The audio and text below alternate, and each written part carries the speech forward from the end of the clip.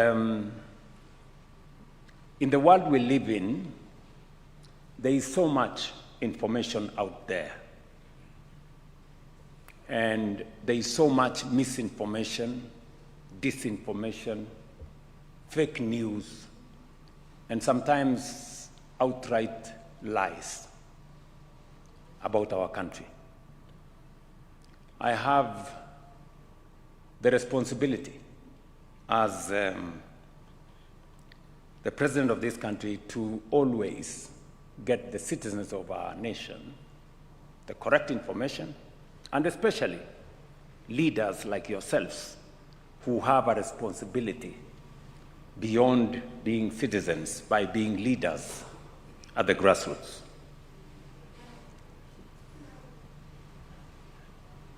Our economy, I think you saw last week, Central Bank has now reduced the CBR rate, which is the anchorage for interest rates, from 9% to 8.75%,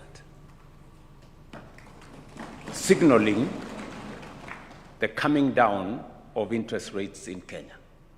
Just for good record, that CBR rate was 14% a few months ago. Put it correctly.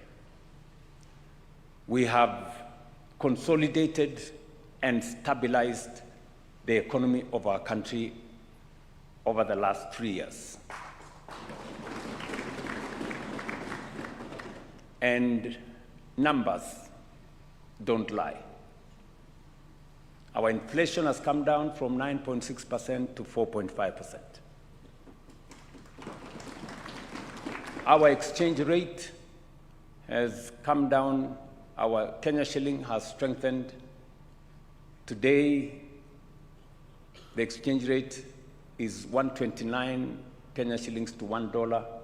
It was 165 shillings to $1 2.5 years ago.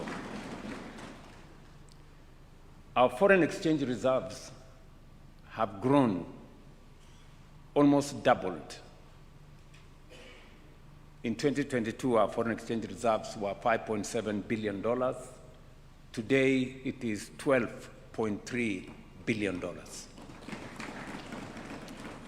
If you are an exporter, you used to request for dollars and wait for weeks and months because we didn't have enough foreign exchange. Today, you can get foreign exchange at the click of a button. That is how we have consolidated our economy. And I can confidently tell you as leaders from the grassroots that our economy is now stable and we are on the takeoff. In fact, IMF, about 2 or 3 months ago, released a report that said Kenya had now overtaken Angola and Ethiopia, and we are now the 6th largest economy in our continent. And I want to promise you we are making progress. It's not easy. Some tough decisions have had to be made, but the risk of Kenya defaulting on its foreign obligations is now well behind us. I know to a good extent agriculture is devolved.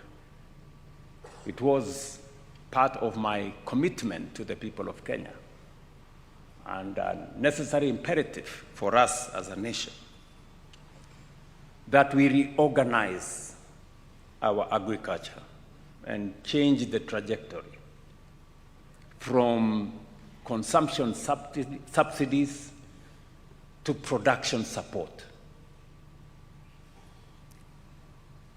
Today, whether it is maize, whether it is tea, whether it is coffee, our production has gone up because of the interventions we have made.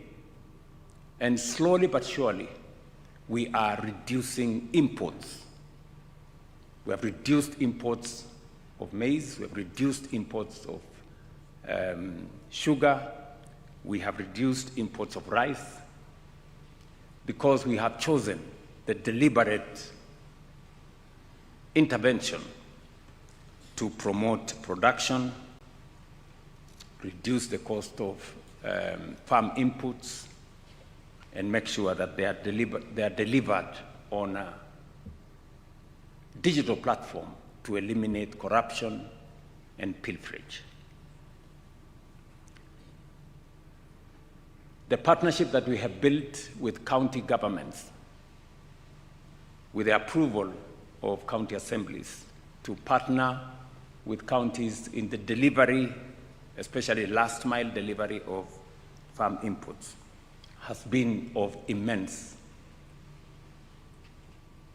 use to us as we seek to enhance our productivity, and I must pay gratitude to county assemblies that have supported that exercise. Asanteni sana.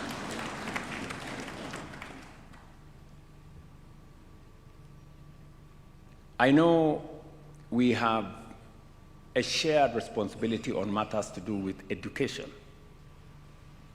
While education at the lower levels is devolved at the early childhood level, the rest of the education is a national function, but we have had a place to converge. I can confidently tell the country today the challenges that we had in the education system, and we had many of you remember. CBC was a very big problem. Many parents were complaining, teachers were complaining, other stakeholders were complaining, and we had to align the CBC program. Today, we have worked with the stakeholders, and now we have competence-based education. We have removed the bottlenecks. We had serious issues with teachers and teacher recruitment. By January this year, we've now recruited 100,000 teachers. We've closed the gap. We are remaining with 20,000 teachers next year, and then we will completely close the gap on teacher numbers. We have built an extra 23,000 classrooms to remove the gaps that were there, and we have changed our funding model. Many of you will remember, those of you who come from Nakuru, for example, or Eldoret, Egerton University could not pay salaries. Moi University was almost facing closure. My own alma mater, Nairobi University, had very serious challenges. They couldn't pay their dues. I can now confidently tell you, and you can ask any vice chancellor, we have made significant progress with a new funding model that we rolled out that is student-centered and that is determined on merit and need, not on where you come from or which university you're going to.